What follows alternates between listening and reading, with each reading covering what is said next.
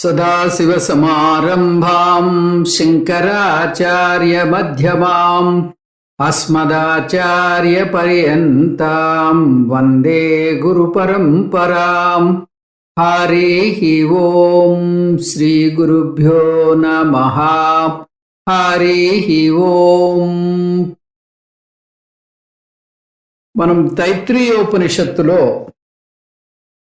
మొదటి 3 అనువాకాలు పూర్తి చేసుకున్నాం. ఇవాళ 4వ అనువాకం అధ్యయనం చేయడానికి ఉపక్రమిద్దాం.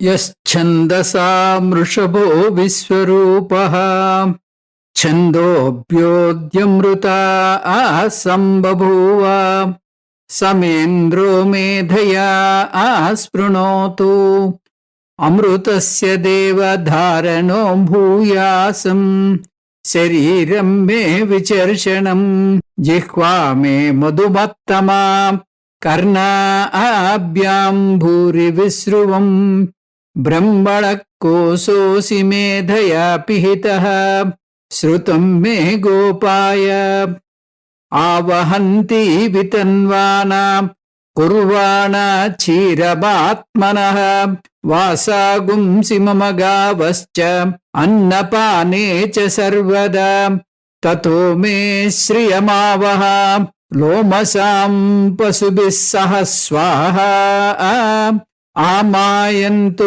బ్రహ్మచారిణః స్వాహా విమాయంతు బ్రహ్మచారిణః స్వాహా ప్రమాయంతు బ్రహ్మచారిణః స్వాహా దమాయంతు బ్రహ్మచారిణః స్వాహా శమాయంతు బ్రహ్మచారిణః స్వాహా యశోజనేసాని స్వాహా శ్రేయాన్వస్యసోసాని స్వాహా తం త్వా భగ ప్రవిశ స్వాహా సమాభగ ప్రవిశ స్వాహా తస్మిన్ సహస్రశాకే నిభగాహుం త్వయం వృజే స్వాహా యదా పప్రవతాయంతి యదా బాసా అహర్జరం ఏవం మాం బ్రహ్మచారిణః దాతరాయంతు సర్వతః స్వాహా ప్రతివేశోసి ప్రమాబాహి ప్రమాపద్యస్వ. ఈ అనువాకంలో 2 ఆధ్యాత్మిక సాధనలు ఉన్నాయి. అవి చిత్తశుద్ధికి తోడ్పడతాయి. జప సాధన. ఈ జప సాధన ఈ 4వ అనువాకంలోనూ మళ్ళీ 10వ అనువాకంలోనూ వస్తుంది. ఈ జప సాధన జ్ఞాన యోగ్యతా ప్రాప్తి కోసం నిర్దేశించబడింది. జపం అంటే ఆవృత్తి. ఏదైనా ఒక మంత్రాన్ని తీసుకుని పదే పదే స్మరిస్తే, పదే పదే పఠిస్తే దాన్ని జపం అంటారు. హోమ సాధన. ఈ సాధనలో ఒక యజ్ఞం చేస్తారు. అందులో కొన్ని ఆహుతులు వేస్తారు. ఉపాసన మానసిక కర్మ, జపం వాచిక కర్మ, హోమం కాయిక కర్మ. ఈ విధంగా 3 కర్మలు ఉన్నాయి సాధకులకు. జప సాధన జ్ఞాన యోగ్యతా ప్రాప్తి కోసం అని చెప్పాం కదా. ఈ మంత్రంలో భగవంతుణ్ణి ప్రార్థిస్తున్నాడు సాధకుడు. భగవంతుడు సర్వవ్యాపకుడు కాబట్టి నిర్గుణ బ్రహ్మ. కానీ మనం పూజ చేయడానికి అనుకూలంగా ఒక ప్రతీక మీద ధ్యానం చేస్తాం. ఉదాహరణకు శివలింగాన్ని, శాలగ్రామాన్ని, పసుపు ముద్దను ప్రతీకలుగా భావించి వాటి మీద భగవంతుణ్ణి ఆవాహన చేసి పూజలు చేస్తాం. ఇక్కడ ప్రతీకగా ఓంకారం తీసుకోబడింది. ఓంకార రూప ఈశ్వర ధ్యానం ఈ సాధకుడు చేస్తున్నాడు. ఈ ప్రార్థన వల్ల కలిగే ఫలం జ్ఞాన యోగ్యతా ప్రాప్తి. ఈ ప్రార్థన చేయడానికి సాధకునికి శరీరం, వాక్కు, మనస్సు, బుద్ధి ఆరోగ్యకరంగా ఉండాలి. శరీరం ఆరోగ్యకరంగా లేకపోతే విద్యను అభ్యసించడానికి ఒక్క గంట కూడా కుదురుగా కూర్చోలేడు. ఇక వాక్కు, ఉపనిషత్తుల్లోని బోధ గురు శిష్యుల సంవాద రూపంలో ఉంటుంది కదా. శిష్యుడు వేసిన ప్రశ్నకు అనువుగా గురువు బోధ చేయాలి. శిష్యుడు తన ప్రశ్నను కూడా అర్థమయ్యేలాగా స్పష్టంగా వేయాలి. గురువు కూడా అంత స్పష్టంగానూ బోధ చేయాలి. అందువల్ల ఇద్దరికీ వాక్కు యొక్క శక్తి పుష్కలంగా ఉండాలి. మనస్సు, భావోద్రేకాలతో నిండిన మనస్సు ప్రశాంతంగా ఉండదు. అలా ప్రశాంతంగా లేని మనస్సు బోధను సరిగ్గా స్వీకరించలేదు. అందువల్ల ప్రశాంతమైనటువంటి మనస్సు కావాలి. ఇంకా బుద్ధి చాలా పదునుగా ఉండాలి. చురుకుని కత్తి అంచులాగా పదునుగా ఉండాలని కఠోపనిషత్తులో చూశాం. సూక్ష్మయా సూక్ష్మదర్శిభిః అని చెప్పబడింది. అంతేకాదు బుద్ధి చాలా సూక్ష్మంగా ఉండాలి. వేదాంతంలో శృతి సమ్మత తర్కం, మీమాంస చాలా ఉంటుంది. నేను చెప్పింది ఎదురు ప్రశ్న వేయకుండా నమ్మండి అని గురువు శాసించడు. వేదాంతం అంటే కేవలం శ్రద్ధతో కూడినదో అనుభవంలోకి వచ్చే అసాధారణ అనుభవమో కాదు. ఆత్మజ్ఞానం బుద్ధిలో కలిగే జ్ఞానం అది. అందువల్ల ఎవరైనా శిష్యునికి ఏదైనా అర్థం కాకపోతే గురువుని ప్రశ్నలు అడిగి సందేహాలను తీర్చుకోవాలి. నిశ్చయ జ్ఞానం కలగాలి అంటే అది బుద్ధిలోనే కలుగుతుంది. బ్రహ్మానంద వల్లిలో ఈ జ్ఞానం బుద్ధిలో ఎలా కలుగుతుందో చూస్తారు. జ్ఞానం అంటేనే బుద్ధిలో కలిగేదే, కానీ ముక్కులో కలిగేది కాదు అంటారు దయానంద సరస్వతి. ఉపనిషత్తు ముందు ఓంకారాన్ని స్తుతించి దాని తర్వాత ఈశ్వరుని దాని మీద ఆవాహన చేస్తోంది. ముందు పీఠాన్ని కీర్తించాక భగవంతుణ్ణి ఆవాహన చేసి పూజిస్తాం. అలాగే ముందు ఓంకారాన్ని కీర్తించాక ఆ పరమేశ్వరుణ్ణి ఆవాహన చేస్తాం. ఆ విధంగా ఓంకార రూప పరమేశ్వర ప్రార్థన ఇది. ఈ నేపథ్యంలో ఈ మంత్రభాగాన్ని విశ్లేషిద్దాం. యశ్చందసా వృషభో విశ్వరూపః ఛందోభ్యోద్యమృత సంబభూవ సమేంద్రో మేధయా స్పృణోతు అమృతస్య దేవధారణో భూయాసం శరీరం మే విచర్షణం జిహ్వా మే మధుభక్తమా కర్ణాభ్యాం భూరి విశ్రువం బ్రహ్మణ కోశోసి మేధయా పిహితః శ్రుతం మే గోపాయ. యశ్చందసా వృషభః, యహ అంటే ఓంకారం, ఋషభః అంటే ఒక ఎద్దుతో పోల్చాడు మహర్షి. ఇక్కడ ఋషభః అంటే శ్రేష్టమైనది అని. ఛందస అంటే వేద మంత్రాలలో. ఈ వాక్యం అర్థం ఓంకారం వేద మంత్రాలన్నిటిలోకి శ్రేష్టమైనది. మహర్షీనాం భృగురహం గిరాం అస్మి ఏకాక్షరం అని గీతలో కృష్ణ పరమాత్మ చెప్పాడు. తన విభూతులన్నిటినీ వర్ణిస్తూ శబ్దాల్లో ఏకాక్షరమైనటువంటి ఓంకారాన్నే నేను అని స్పష్టంగా చెప్పాడు. వేద మంత్రాన్ని రెండు కారణాల వల్ల ఛందస్సు అంటారు. ఒక కారణం, ఛందస్సు అనేది ఆనందాన్ని ఇచ్చేది అని అర్థం.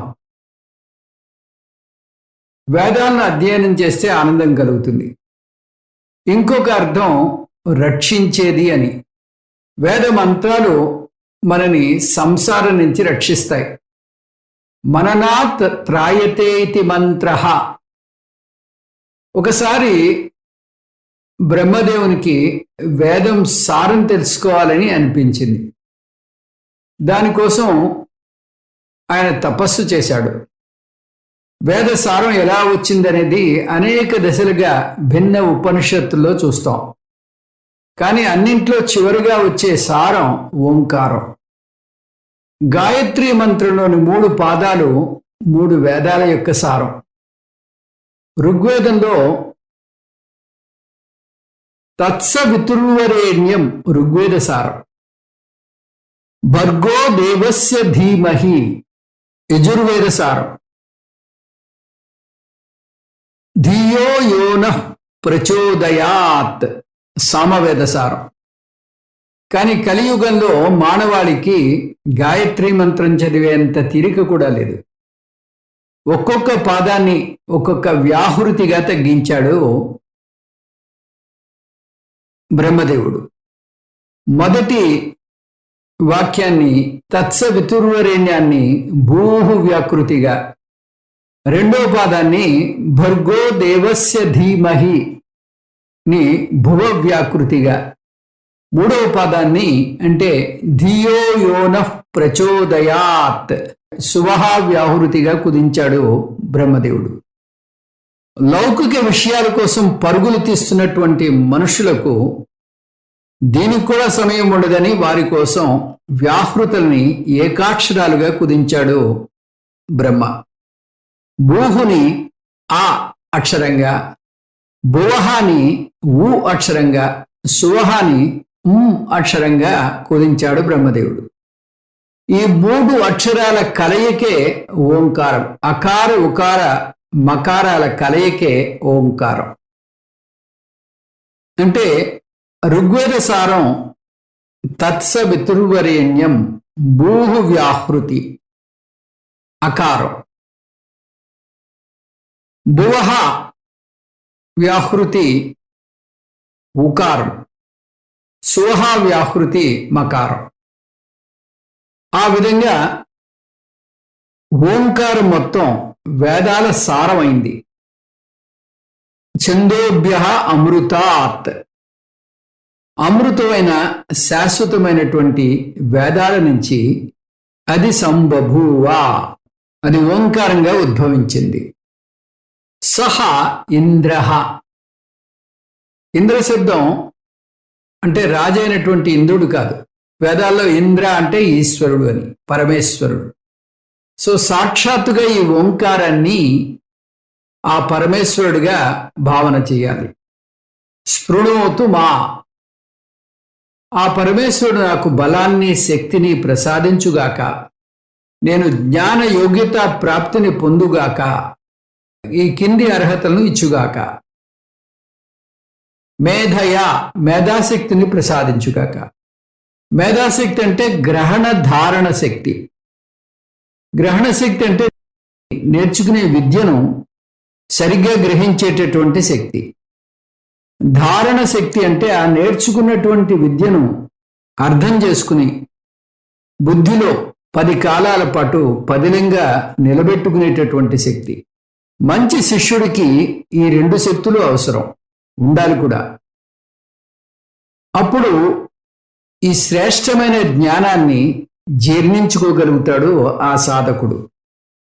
దేవః, ఓంకార రూపంలో ఉన్న ఓ పరమేశ్వరుడా, ధారణో భూయాసం, నేను అమృతాన్ని ధరించేవాడు అవుదునుగాక. అమృతస్య, మామూలుగా అమృతం అంటే శాశ్వతం అంటే మోక్షం. కానీ ఇక్కడ అమృతం అంటే అమృతత్వానికి కారణమైనటువంటి బ్రహ్మజ్ఞానం. ఇక్కడ ఆత్మజ్ఞానం అమృత సాధనం. అమృత జ్ఞానాన్ని నేను ధరించడం వల్ల నేను మోక్షం పొందుదునుగాక. అంటే దీని అర్థం, ఓ ఈశ్వర, నాకు ఆత్మజ్ఞానాన్ని కలుగజేయి, నన్ను ఆత్మజ్ఞానిని చేయి. ఆత్మజ్ఞానం పొందాలంటే శ్రవణం చేయాలి. శ్రవణం నిర్వచనం మీకు తెలుసు కదా. ఒక క్రమ పద్ధతిలో క్రమం తప్పకుండా కొన్ని సంవత్సరాల పాటు ఒక సమర్థవంతమైనటువంటి గురువు వద్ద శాస్త్రాన్ని అధ్యయనం చేయాలి. అప్పుడే అజ్ఞాన నివృత్తి కలిగి జ్ఞానం పొందుతాం. ఈ నిర్వచనాన్ని ఆత్మ జ్ఞానానికి మాత్రమే కాదు, లౌకిక విద్యలైన ఫిజిక్స్, కెమిస్ట్రీ, మ్యాథమెటిక్స్ వీటన్నిటికీ కూడా వర్తిస్తుంది. అలా కొన్ని సంవత్సరాలు ఒక గురువు వద్ద విద్యని అభ్యసించాలి అంటే దానికి శరీరం, ఇంద్రియాలు, మనస్సు, బుద్ధి సహకరించాలి. వాటి ఆరోగ్యం కోసం ప్రార్థన చేస్తున్నాడు ఇప్పుడు. శరీరమే విచర్షణం, నా శరీరం ఆరోగ్యంగా ఉండుగాక. జిహ్వామే మధుమత్తమా, నా వాక్కు తీయగా ఉండాలి, నేను తేనె పలుకులను పలకాలి. మధుమత్తమ అంటే అత్యంత తీయగా ఉండేలా చెయ్యి, అంటే నేను మంగళకరమైన శబ్దాలే పలికేలాగా చెయ్యి. అనుద్వేగకరం వాక్యం సత్యం ప్రియహితం చేయత్ స్వాధ్యాయాభ్యసనం చైవ వాన్మయం తప ఉచ్యతే. భగవద్గీత 17వ అధ్యాయంలో 15వ శ్లోకం. కృష్ణ పరమాత్మ భగవద్గీతలో వాచిక తపస్సు పాటించాలి అంటే 4 అంశాన్ని పాటించాలని చెప్పాడు. మొదటిది అనుద్వేగకరం. మీరు మాట్లాడే మాటలు పరుషంగా ఉండకూడదు, ముక్కుకు సూటిగా ఉండకూడదు. మాటలే కాదు, ఆ మాటలు పలికే తీరు, వేగాన్ని కూడా గమనించుకోవాలి. మీరు గుక్క తిప్పుకోకుండా గబగబా మాట్లాడేస్తే ఎదుటి వ్యక్తికి మీ మాటలు అర్థం చేసుకోవడానికి చాలా శ్రద్ధ పెట్టాల్సి ఉంటుంది. మీరు గొంతు చించుకుని మాట్లాడితే ఎదుటి వ్యక్తికి అసౌకర్యంగా, బాధగా ఉంటుంది. అందుకని మీరు ఎదుటి వ్యక్తికి ఉద్వేగాన్ని కలిగించేటట్లుగా మాట్లాడకూడదు. ప్రియం, మీ మాటలు ఎదుటి వ్యక్తికి ప్రియాన్ని చేకూర్చేవిగా ఉండాలి. అవి మర్యాదపూర్వకంగా, మెచ్చుకునేలా, వెన్నుతట్టి ప్రోత్సహించేలా ఉండాలి. ఒకవేళ విమర్శించాల్సి వచ్చినా కూడా అవి తీయగా, నొచ్చుకోకుండా, మర్యాదగా, ప్రయోజనాత్మకంగా ఉంటేనే చెప్పాలి.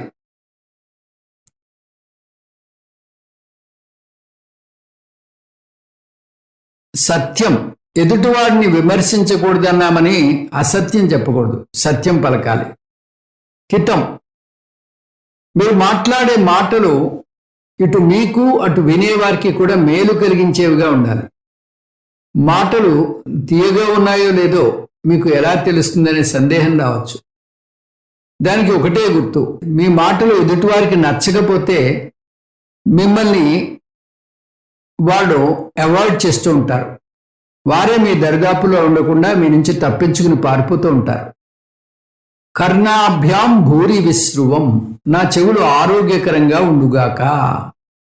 వేదాంతం నేర్చుకోవాలంటే శ్రవణ మనన నిధిధ్యాసంలో ఉండాలి అని మనకి తెలుసు. శ్రవణం అంటే గురువు దగ్గర కొన్ని సంవత్సరాలు విద్యను అభ్యసించాలి. అందువల్ల చెవులను ప్రధానంగా శాస్త్రాధ్యయనానికే వాడేలా చూడు. అనవసరమైనటువంటి విషయాలు వినకుండా చెయ్యి.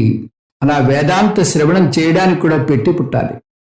అందువల్లే తను పదే పదే శాస్త్రాన్ని వినేటట్టుగా చేయమని కోరుతున్నాడు శిష్యుడు. భూరి అంటే పదే పదే వినడం. ఆ విధంగా తను జ్ఞాన యోగ్యత ప్రాప్తి పొందడం కోసం తన జ్ఞానేంద్రియాలు, కర్మేంద్రియాలు ఆరోగ్యకరంగా ఉండాలని ప్రార్థన చేశాడు శిష్యుడు. అదయ్యాక మళ్ళీ ఒకసారి ఓంకారాన్ని స్తుతిస్తూ తన ప్రార్థనని ముగిస్తున్నాడు శిష్యుడు. బ్రహ్మణ కోసోసి మేధయా పిహితః. ఒక కత్తిని వరలో పెట్టినట్టుగా బ్రహ్మ అనే కత్తికి ఓంకారం వర అంటున్నాడు శిష్యుడు. సర్వవ్యాపకమైన బ్రహ్మను ఒక చిన్న వరలో పెట్టలేం కదా. ఈ వాక్యం అర్థం ఏమిటంటే ఓంకార విచారణ చేస్తే బ్రహ్మజ్ఞానం పొందవచ్చు. ఓంకార విచారణ ద్వారా బ్రహ్మ ప్రాప్తుం శక్యతే. మాండూక్యోపనిషత్తులో ఇదే జరుగుతుంది. ఓంకార విశ్లేషణ, ఓంకారంలోని 4 మాత్రలను అంటే అకార, ఉకార, మకార, నిశ్శబ్దం, ఆత్మ యొక్క 4 పాదాలుగా తీసుకుని ఓంకారం యొక్క తురీయ బ్రహ్మను ఎలా తెలుసుకోవాలో, ఎలా అర్థం చేసుకోవాలో చాలా వివరంగా వస్తుంది. మేధయా పిహితః. ఇక్కడ మేధ అంటే లౌకిక జ్ఞానం లేదా లౌకిక విద్య. ఈ అనువాకంలో మేధ అంటే గ్రహణ ధారణ శక్తి అని చూసాం.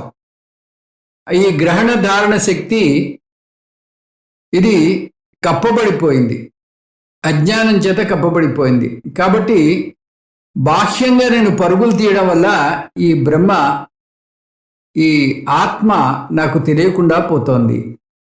ఓ ఓంకారమా, నేను పరుగులు ఆపి అంతర్ముఖుడయ్యేటట్టు నాకు తోడ్పడు అంటున్నాడు శిష్యుడు. శృతం మే గోపాయ, ఓ ఓంకార రూప పరమేశ్వర, నేను వేదాంత శ్రవణం ద్వారా విన్నదంతా నా మనసులో నిక్షిప్తమయ్యేటట్టు చెయ్యి. శృతం అంటే వేదాంత శ్రవణం, గోపాయ అంటే నా మనసులో పదిలంగా 10 కాలాల పాటు ఉండేటట్టు చెయ్యి. గురుకులంలో విద్యను అభ్యసిస్తే ఆ బోధ ఒక క్రమ పద్ధతిలో క్రమం తప్పకుండా ఉంటుంది. కానీ ఇప్పుడు లౌకిక విజయాల్లో కూరుకుపోయి మధ్యలో వేదాంత శ్రవణం చేస్తే అది పూర్తిగా మర్చిపోయేటటువంటి ప్రమాదం ఉంది. ముందు క్లాసులో ఉన్నది తర్వాత వచ్చే క్లాసులో మర్చిపోవచ్చు.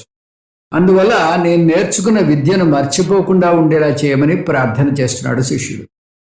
ఇక్కడితో జప సాధన ముగిసింది. కాబట్టి ఇది జపం, దీన్ని పదే చేయాలి. ఇప్పుడు హోమ సాధన చూద్దాం. ఇందులో వచ్చిన ఈ స్వాహాకారం హోమ సాధనని సూచిస్తోంది. హోమంలో అగ్నిలో ఆహుతులు వేస్తారు. ఈ హోమ సాధన ద్వారా ఓంకార రూప పరమేశ్వరుని ధ్యానిస్తున్నాడు శిష్యుడు. ఈ హోమం ఆవహంతి పదంతో మొదలైంది కాబట్టి ఇది ఆవహంతి హోమంగా ప్రసిద్ధికెక్కింది.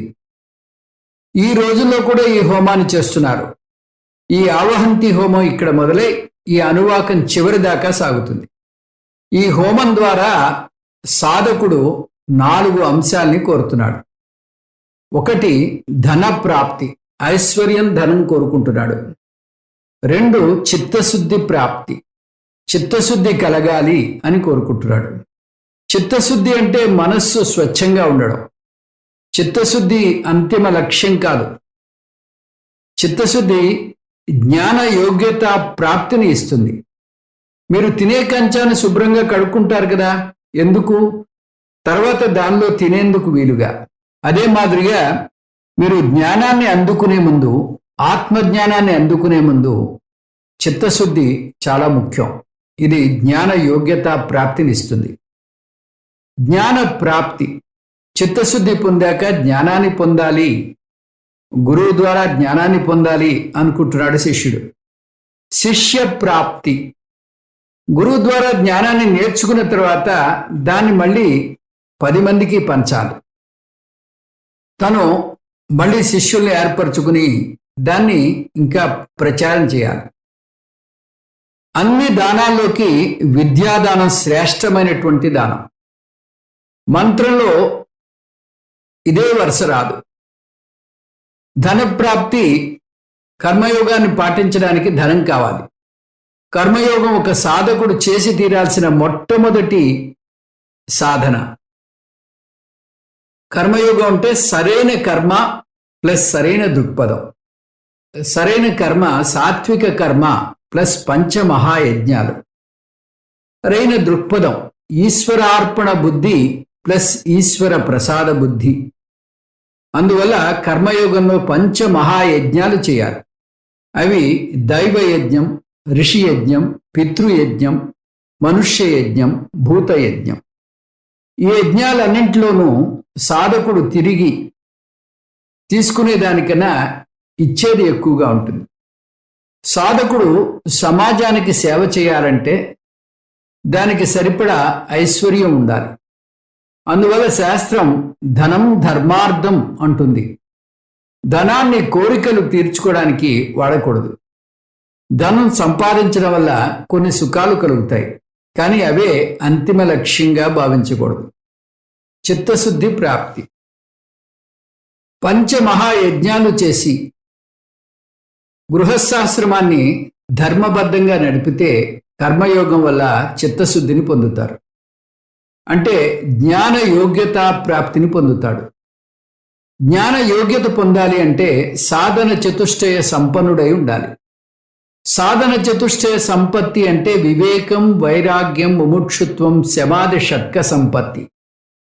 ఒక సాధకుడు గృహస్థుగా తన జీవితాన్ని గడపడం వల్ల అతను సంతతిని పొందుతాడు.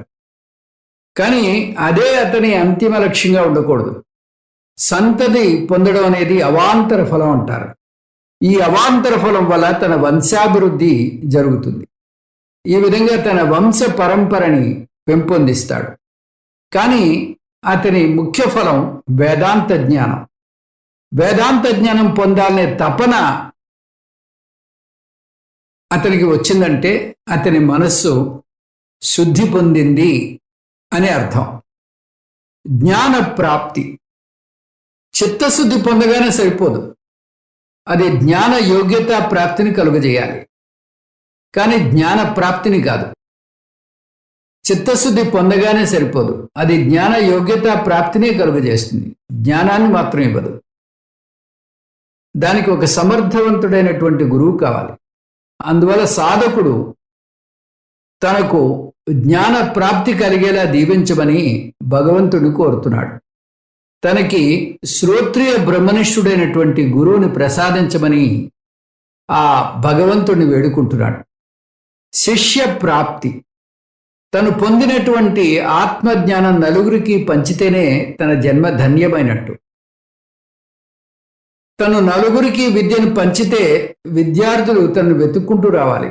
గృహస్థుగా తను తన వంశ పరంపరను పెంపొందిస్తే గురువుగా గురు శిష్య పరంపరను కూడా నిలబెట్టాలి.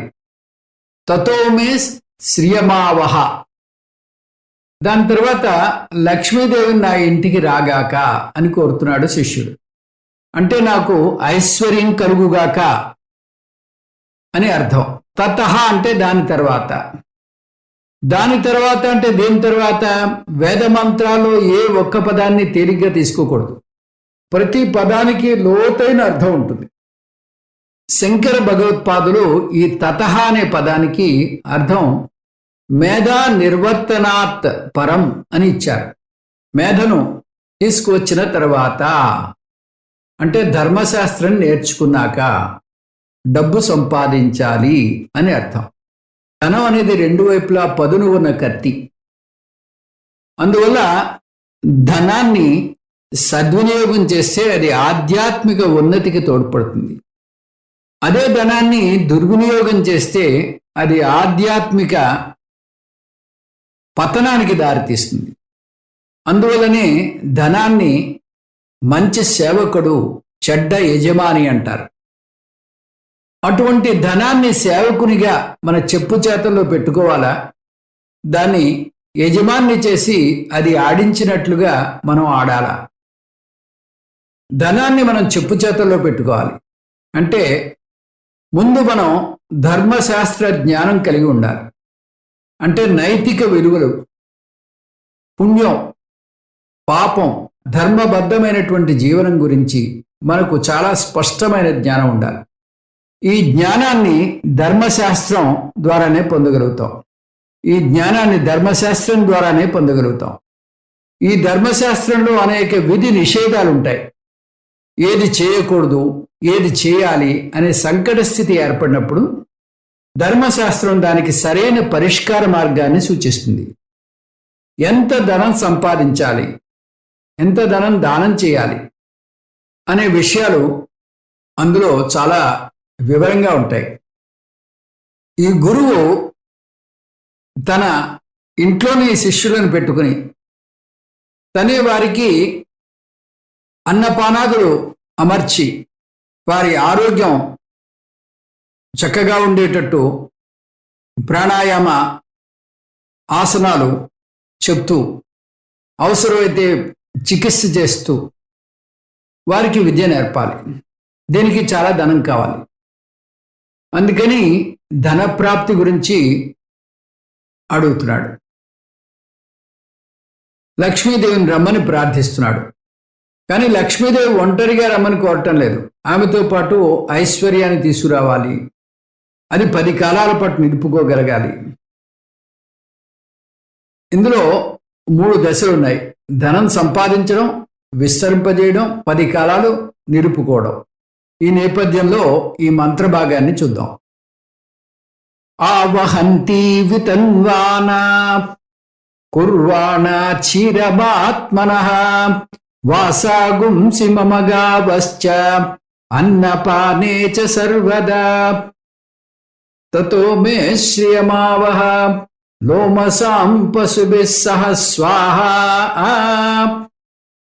ఆవహంతి అంటే ధనం సంపాదించడం, పొందిన ఐశ్వర్యాన్ని విస్తరింపజేయడం. కుర్వాణ సర్వదా 10 కాలాల పాటు ఆ ధనాన్ని నిలబెట్టుకోవడం. ఇక్కడ సాధకుడు కోరుతున్నటువంటి లౌకిక విజయాలు ఏమిటో చూద్దాం. ఆత్మనః వాసాగుంసి, నాకు నా కుటుంబానికి అంటే నా శిష్య పరంపరకి వాసాగుంసి అనేక వస్త్రాలను గావహాచ గోవులను, గోవులు అంటే ఐశ్వర్యంగా తీసుకోవాలి, అంటే బంగారం, ధనం, ఆస్తులు, వాహనాలు అన్నీ వస్తాయి అందులో. అన్నపానం, అన్నపానీయాలు, వీటిని తీసుకుని లక్ష్మీదేవి ఎప్పుడు రావాలి? అచీరాం అంటే వెంటనే రావాలి. కానీ ఇక్కడ ఒక విషయం గుర్తుంచుకోవాలి. ఈ సాధకుడు శాస్త్రాన్ని నమ్మి వైదిక జీవన విధానాన్ని గడిపేటటువంటి వ్యక్తి, ధర్మ ప్రధానమైనటువంటి పురుషుడు. అందువల్ల అతను కోరే ఈ సంపద అంతా తన స్వార్థం కోసం కాదు సుమా, ధర్మాచరణ కోసం, తర్వాత మోక్షం పొందడం కోసం. అందువల్ల అతనికి కామపురుషార్థం ముఖ్య లక్షణంగా ఉండదు. సాధకుడు చలి ప్రాంతంలో ఉన్నాడు కాబోలు, అందువల్ల ఉన్ని దుస్తులు కూడా కోరుతున్నాడు. లోమసాం పశుభిః సహ స్వాహ. లోమసాం అంటే ఉన్ని అధికంగా ఉండే సంపదను కోరుతున్నాడు.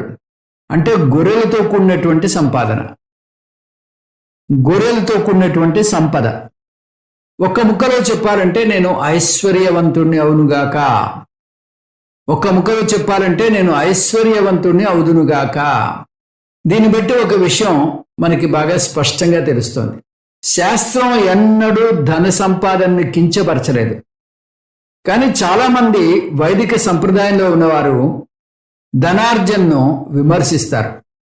అలా ధనార్జన్ను విమర్శిస్తే అది సాక్షాత్తు ఆ లక్ష్మీదేవిని విమర్శించినట్టు అవుతుంది.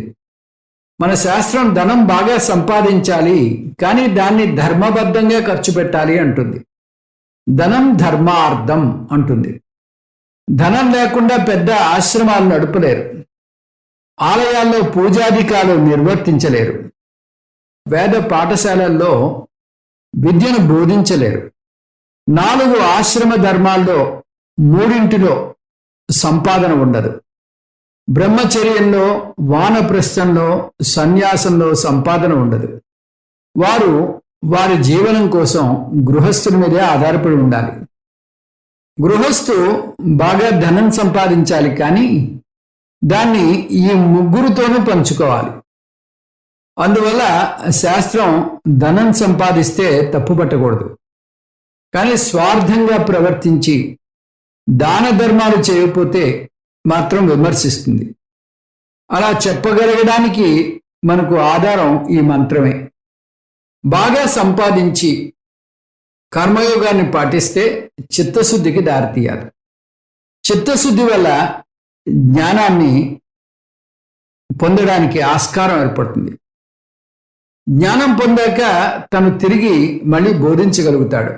ఆమాయంతు బ్రహ్మచారిణ స్వాహ, విమాయంతు బ్రహ్మచారిణ స్వాహ,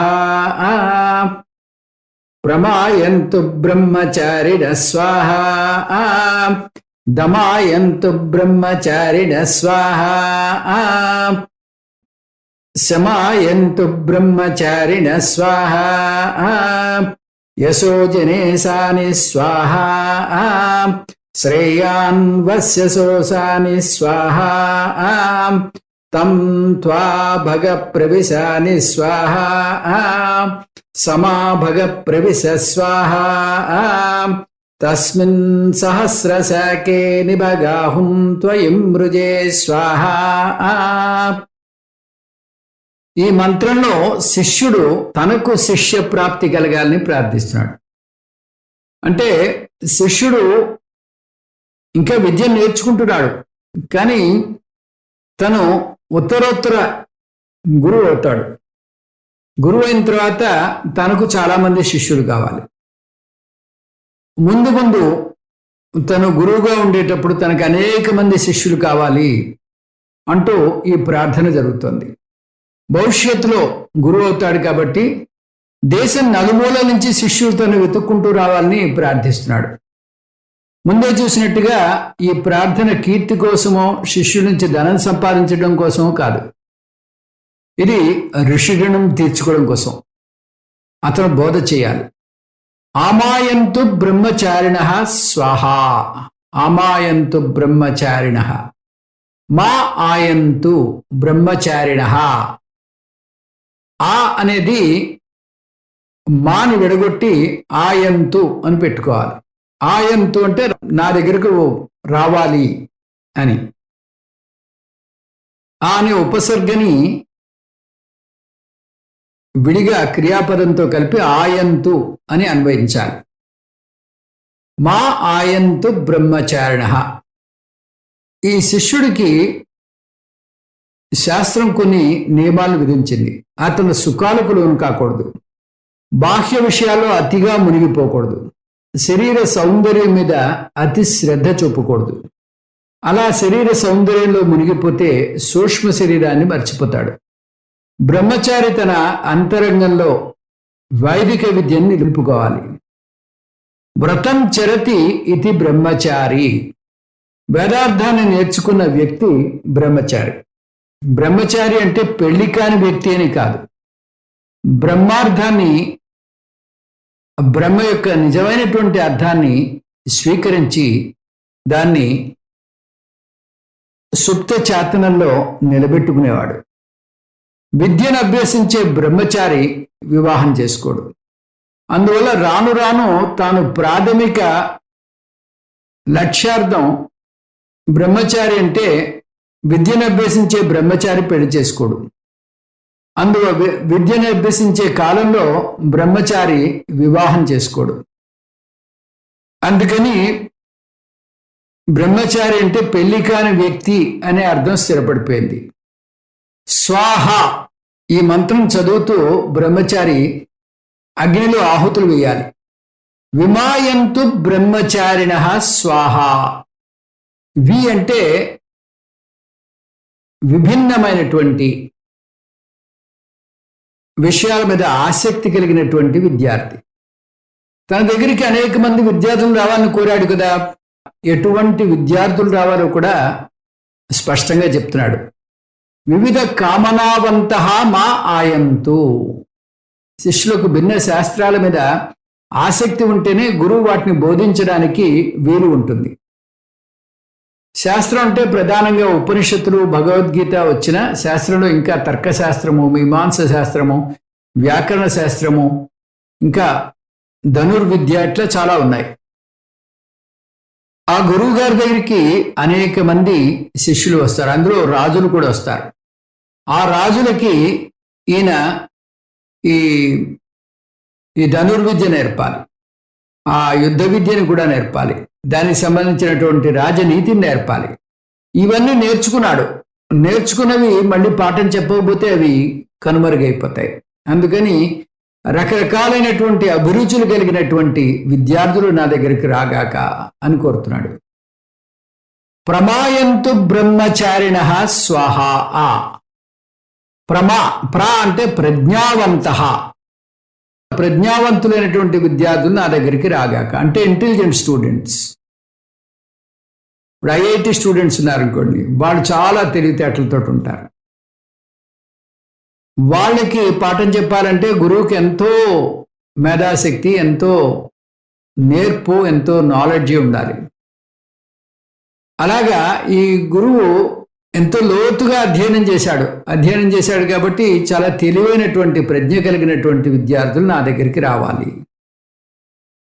విద్యార్థులు 3 రకాలు ఉంటారు. ఉత్తమ విద్యార్థి అంటే అతడు చెప్పినట్టుగా వెంటనే అందుకుని దాన్ని ఆకళింపు చేసుకుంటాడు.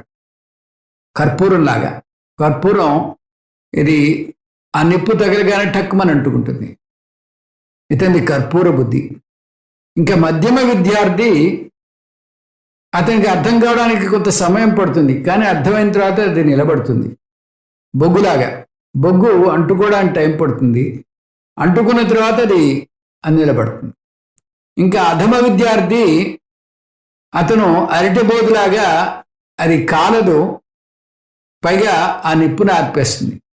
అలాగే గురువుకున్న విద్యను కూడా పోగొట్టేస్తాడు ఈ అధమ విద్యార్థి. అందుకని ఇక్కడ ప్రత్యేకంగా ప్రమాయంతు బ్రహ్మచారిణ స్వాహ అంటే నాకు తెలివితేటలు ఉన్నటువంటి ప్రజ్ఞాశాలురైనటువంటి విద్యార్థులని నాకు పంపు అని ఆ భగవంతుడిని వేడుకుంటున్నాడు. దమాయంతు బ్రహ్మచారిణ స్వాహ. ద అంటే దాంతః, ఇంద్రియ నిగ్రహం ఉన్నటువంటి వ్యక్తులు. సమాధి షట్క సంపత్తిలో దమం కూడా వస్తుంది. దమం అంటే ఇంద్రియ నిగ్రహం. గురుగారు బోధిస్తుంటే ఆ బోధ వినకుండా వేరే ఎక్కడికో చూస్తూ ఉంటాడు. అలాగా ఆ ఇంద్రియాల మీద పట్టుండాలి. అట్లాగే గురువు పెట్టేటటువంటి తిండి చాలా సాత్వికంగా ఉంటుంది.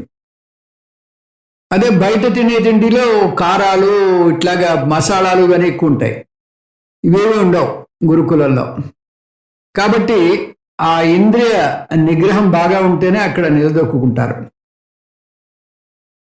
శమాయంతు బ్రహ్మచారిణ స్వాహ. శమ అంటే మనోనిగ్రహం. మనోనిగ్రహం చాలా చాలా ఇంపార్టెంట్. మనస్సే ప్రధానం. మన ఏవ మనుష్యాణం కారణం బంధమోక్షయో. మనస్సు బంధించిన మనస్సే, మోక్షం ఇచ్చినా కూడా మనస్సే. కాబట్టి ఆ మనోనిగ్రహం కూడా చాలా ముఖ్యం. ఇటువంటి మనోనిగ్రహం ఉన్నటువంటి శిష్యులు నాకు రావాలి. దమం శమం ఇవి రెండు ఆ శిష్యులకు ఉంటే వాళ్ళలో ఆ తారతమ్యాలు ఉండవు. ఒక రాజుగారు గురువు దగ్గర నేర్చుకుంటున్నాడు, ఒక బీద విద్యార్థి నేర్చుకుంటున్నాడు. ఈ రాజుగారు నేను రాచరికం నుంచి వచ్చాను కదా అని ఆ బీద విద్యార్థుల మీద పెత్తనం చెలాయించకూడదు, వాళ్ళని కించపరచకూడదు. ఈ విధంగా వాళ్ళు ఒక కుటుంబ సభ్యుల్లాగా ఆ విద్య నేర్చుకున్నంత కాలం మెలగాలి. యశోజనే అసాని స్వాహ. నేను బాగా కీర్తి ప్రతిష్టను పొందాలి. యశ అంటే కీర్తి. అతని కీర్తి దిగదిగంతాలు వ్యాప్తిస్తేనే అతనికి అన్ని మూలల నుంచి విద్యార్థులు వస్తారు. అసాని అంటే ఆచార్యుడు, జనే అంటే మనుష్యులు. నేను మనుష్యుల్లో చాలా కీర్తివంతమైనటువంటి ఆచార్యుడిగా పేరు పొందాలి అని కోరుకుంటున్నాడు. శ్రేయాన్ అసాని స్వాహ వశ్య సహ. ఈ సమాజంలో గొప్ప ఐశ్వర్యవంతుణ్ణి అవుదురుగాక. పూర్వం గురుకుల వాసంలో శిష్యులు అంతేవాసులుగా ఉండేవారు. అంటే వాళ్ళ ఖర్చులన్నీ కూడా అంతేవాసులు అంటే గురువుతో పాటు నివసిస్తూ ఆయన చెప్పేది వింటూ, ఆయన పెట్టినది తింటూ, ఆయనకి సేవ చేస్తూ అక్కడ ఆ విద్యను నేర్చుకునేవారు. వాళ్ళ ఖర్చులన్నీ గురువే భరించాలి. విద్యని అమ్మేవారు కాదు. అక్కడ ఫీజు అది ఉండదు, డొనేషన్స్ ఉండవు. విద్యను ఉచితంగా బోధించేవాళ్ళు. శిష్యులు గురుదక్షిణ ఇవ్వాలి, కానీ గురువు ఎన్నడూ ఆశించకూడదు. అంతమంది విద్యార్థులకు తన ఖర్చుతో తన ఆశ్రమంలో ఉచితంగా వసతి సౌకర్యాలు, అన్న పానీయాలు అన్నీ సమకూర్చాలంటే ఎంత ఖర్చు అవుతుందో ఆలోచించండి. అందువల్ల వసీయాం అంటే సంపన్నుడుగా ఉండాలి. ముందే చూసినట్టుగా ఈ సంపదలు, ఐశ్వర్యం తన సుఖాల కోసం కాదు సుమండి. ఇటువంటి గురుకుల వ్యవస్థ ఆవశ్యకతని సమాజం గుర్తించాలి. పూర్వం ఆ గురుతమ బాధ్యతను సమాజం వహించేది. గురువు ఆశ్రమ నిర్వహణకు కావలసిన ధనం కోసం దిగులు పడుతూ కూర్చోనవసరం లేకుండా ఆ అవసరాలు తీర్చేది. అలాగే విద్యార్థులు కూడా నిశ్చింతగా విద్యను అభ్యసించేవారు. సరస్వతి కటాక్షం కోరేవారు. లక్ష్మీదేవి గురించి బెంగపడకుండా ఉండేటట్టుగా ఆ ఊరు ధనికులో లేదా రాజుగారు వాటికి ధనాన్ని సమకూర్చేవారు. అటువంటి గురుకులాలకి ధనాన్ని సమకూర్చేవారు. భగా, ఓ భగవంతుడా, తం త్వా ప్రవిశాని స్వాహ, నీలో నేను ప్రవేశించుదునుగాక. అంటే జీవాత్మ పరమాత్మ ఐక్యం కోరుకుంటున్నాడు. ఈ ఐక్యం జ్ఞానం వల్లనే సాధ్యమవుతుంది. ఇదే మన సాంప్రదాయం యొక్క ప్రత్యేకత. మన దేశం జ్ఞానానికి పెద్దపీట వేసింది. భారతదేశంలో భారతం అంటే జ్ఞానంలో రమించేది అని అర్థం. భా అంటే కాంతి, జ్ఞానం. రథం అంటే రమించేది. మన కార్యకలాపాలన్నీ ఈ జ్ఞానం పొందడానికే నిర్దేశించబడ్డాయి. ధన సంపాదన కూడా జ్ఞాన సముపార్జనకే వినియోగించబడుతుంది. పెళ్లి చేసుకునేది కూడా కేవలం పిల్లలు కనడానికి కాదు, జ్ఞాన సముపార్జనకే. సంధ్యావందనం మంత్రంలో ఈ విషయం గుర్తు తెచ్చుకుంటాం. మహేరణాయ చక్షషే, ఓ భగవాన్, నాకు ఆ అంతిమ జ్ఞానాన్ని ప్రసాదించు. దానికి కావలసిన అర్హతలు ఏమిటో నాకు తెలియదు, కానీ నువ్వే ఆ అర్హతల్ని ప్రసాదించు.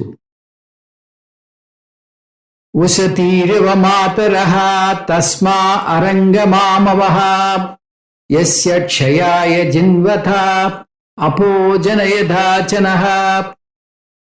తల్లి ఎలాగైతే తన పసికందుకు ఏ సమయంలో ఏ ఆహారం ఇవ్వాలో తెలుసుకుని అలా ఇస్తుందో, నాకు ఎప్పుడు ఏ అర్హతనివ్వాలో అప్పుడు నువ్వే నాకు దాన్ని ప్రసాదించు. నాకు వివేకం, వైరాగ్యం, సమాధి షట్క సంపత్తి, ముముక్షుత్వాలను ప్రదర్శించి జ్ఞాన యోగ్యత ప్రాప్తిని కలుగజేసి తర్వాత ఆత్మజ్ఞానం పొందేలా చెయ్యి అంటున్నాడు శిష్యుడు. అందువల్ల భగవంతుల్లో ఐక్యం అవ్వాలి అంటే జ్ఞాన ప్రాప్తి కలగాలి అని కోరుకుంటున్నాడు. నేను నీలో ఐక్యం అవడమే కాదు, నువ్వు నాలో ఐక్యం కావాలి అంటున్నాడు కూడా. భగా మా ప్రవేశః, నువ్వు నాలో ప్రవేశించు. అప్పుడు ఇద్దరం ఒకటే అవుతాం. నది సముద్రంలో కలవడానికి ఉరకలు పెడుతుంటే సముద్రం కూడా ఉత్సాహంగా ఎదురు వెళ్ళి తనలో కలుపుకుంటుంది. అందువల్ల నది సముద్రంలో కలిసిన చోట నీరు తాగి చూస్తే ఉప్పగా ఉంటుంది. అంటే నది సముద్రంలో కలవడమే కాదు, సముద్రం కూడా నదిలో కలుస్తుంది. అలా నేను నీలో ప్రవేశించినప్పుడు నువ్వు నాలో ప్రవేశించు అంటున్నాడు శిష్యుడు. తస్మిన్ సహస్రశాకే నిబగాహుం త్వయం మృజే స్వాహా యథా పప్రవతాయంతి యదా మాసా అహర్జరం ఏవం మాం బ్రహ్మచారిణః దాతరాయంతు సర్వతః స్వాహా ప్రతివేశోసి ప్రమాబాహి ప్రమాపద్యస్వ. ఇప్పుడు శిష్యుడు చిత్తశుద్ధి కోసం ప్రార్థన చేస్తున్నాడు. ఎందుకంటే చిత్తశుద్ధి లేకుండా జ్ఞానం పొందలేనని అతనికి తెలుసు. చిత్తశుద్ధి పొందడం అంటే మనసులో ఉన్న మలినాలన్నింటినీ కడిగివేయడం. శారీరక మలినాలైతే నదిలో మునగడం ద్వారా లేదా స్నానం చేయడం వల్ల మనం తొలగించవచ్చు. మనస్సులో ఉన్న మలినాల్ని ఈశ్వర భక్తిలో మునగడం ద్వారా మనం పోగొట్టుకోవచ్చు. వైష్ణవ భక్తుల్ని ఆళ్వార్లు అంటారు. ఆళ్వార్ అంటే మునగడం. వారు దైవ భక్తిలో మునిగి ఉంటారు కాబట్టి ఆ పేరు వచ్చింది. ఇక్కడ శిష్యుడు ఒక అద్భుతమైన పోలిక చెప్తున్నాడు. ఒక నదికి ఎన్నో ఉపనదులు ఉంటాయి. నదిలో మునగాలి అంటే ఆ ఉపనదులు ఎందులో మునిగినా పుణ్యం వస్తుంది. అదేవిధంగా భగవంతుడు ఒక్కడే. అతన్ని ఏ పేరుతో కొలిచినా పుణ్యం ఒకటే. విష్ణువు, శివుడు, లక్ష్మి, సరస్వతి, ఇలా ఏ పేరుతో పిలిచినా భగవంతుడు పలుకుతాడు. అందువల్ల శిష్యుడు సహస్ర శాఖే తస్మిన్, నీకు అనేక శాఖలున్నాయి అంటే అనేక రూపాలున్నాయి, అనేక పేర్లతో నిన్ను కొలవచ్చు అని చెప్తున్నాడు. నిబగాహం త్వయం మృజే, ఓ భగవంతుడా, నేను నీలో మునుగుతున్నాను, నా పాపాన్ని తొలగేలా చేసుకుంటాను. అంటే నేను నీకు ప్రార్థన చేయడం ద్వారా నా పాపాలను కడిగి వేసుకుంటున్నాను అని అర్థం. జంధ్యాల పౌర్ణమి రోజు ఈ ప్రార్థన చేస్తారు. మానసం వాచకం పాపం కర్మణా సముపార్జితం శ్రీరామ స్మరణేనైవ వ్యపోహతి న సంశయ. నేను మానస వాచక కాయక కర్మల ద్వారా పోగేసిన పాపాలను శ్రీరామచంద్రుని తలచినంత మాత్రాన కడిగి వేసుకుంటాను. ఈ విధంగా శిష్యుడు ఇప్పటిదాకా 4 వరాలు కోరాడు. అవి ధనప్రాప్తి, చిత్తశుద్ధి ప్రాప్తి, జ్ఞాన ప్రాప్తి, శిష్య ప్రాప్తి. ఇప్పుడు ప్రార్థనను ముగించేందుకు శిష్య ప్రాప్తి అనే వరాన్ని మళ్ళీ మరొక్కసారి కోరుకుంటున్నాడు. అంటే ఈ శిష్యుడు తన విద్యను నేర్చుకోవడమే కాదు, మళ్ళీ తక్కిన వారికి నేర్పాలనే ఉత్సుకత బాగా చూపిస్తున్నాడు. బ్రాహ్మణోస్య ముఖమాసీత్. బ్రాహ్మణుడు వైదిక సాంప్రదాయానికి ముఖం అంటోంది పురుష సూక్తం. అంటే అతను తన వాక్కు ద్వారా సంప్రదాయాన్ని చాటి చెప్తున్నాడు.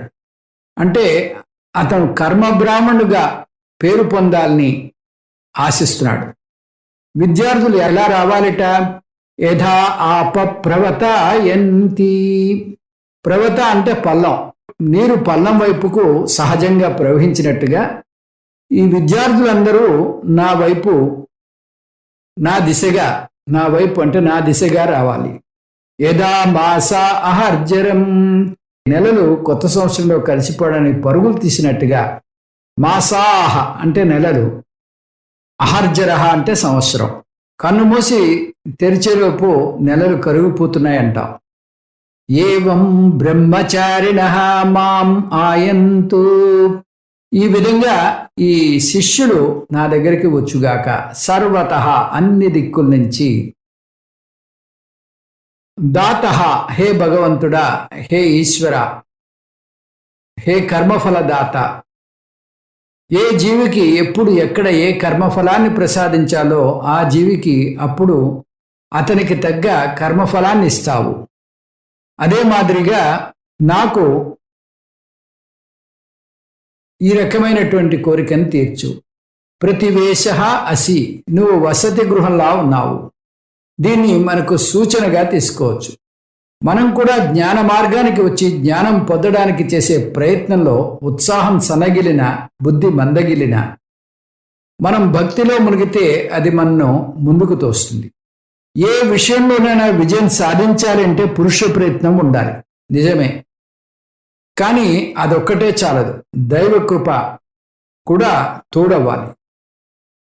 పురుష ప్రయత్నం ఎంత ఉత్సాహంతో చేసినా దోవలో ఎదురయ్యే ఆటంకాల వలనో, మనలో పేరుకుపోయినటువంటి రాగ ద్వేషాల వలనో, మన ప్రమేయం లేకుండానే ప్రతికూల ఆలోచనలు దూసుకు వచ్చేస్తుంటాయి. చిన్న అవకాశం దొరికితే చాలు కోపం, ఈర్ష్య, ఆందోళన మేమున్నామంటూ వచ్చేస్తాయి. ఎప్పుడైతే ముందుకు వస్తాయో అప్పుడే అవి మన విచక్షణ శక్తిని, మన బుద్ధి బలాన్ని పూర్తిగా కప్పివేస్తాయి, నిరాశ నిస్పృహల్లో ముంచెత్తేస్తాయి.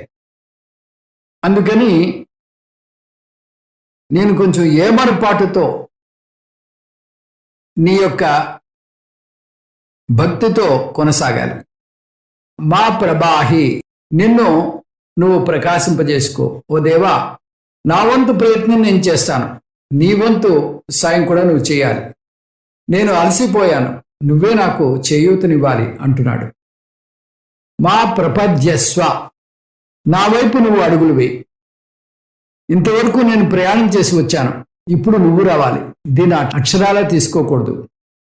భగవంతుడు సర్వవ్యాపకుడు, అందువల్ల ఆయన ప్రయాణం చేసేటటువంటి ప్రశ్నే లేదు. దీన్ని అర్థం, నిన్ను నేను అర్థం చేసుకునేలా చెయ్యి, నీ యొక్క నిజత్వాన్ని నేను తెలుసుకునేలా చెయ్యి. భగవంతునితో ఐక్యం అంటే భగవంతునికి నాకు మధ్యలో ఏ దూరం లేదు అనేటటువంటి ఆ అవగాహనతో ఉండేలా చెయ్యి అని ఈ శిష్యుడు కోరుకుంటున్నాడు. దీంతో హోమ సాధన కూడా అయిపోయింది, 4వ అనువాకం కూడా అయిపోయింది. వచ్చే క్లాసులో మరికొన్ని అనువాకాలు మనం అధ్యయనం చేయడానికి ఉపక్రమిద్దాం. ఓం తత్సత్. సర్వం శ్రీకృష్ణార్పణమస్తు. ఓం పూర్ణమదః పూర్ణమిదం పూర్ణాత్ పూర్ణముదచ్యతే పూర్ణస్య పూర్ణమాదాయ పూర్ణమేవావశిష్యతే. ఓం శాంతి శాంతి శాంతి. హరి ఓం శ్రీ గురుభ్యో నమః. హరి ఓం.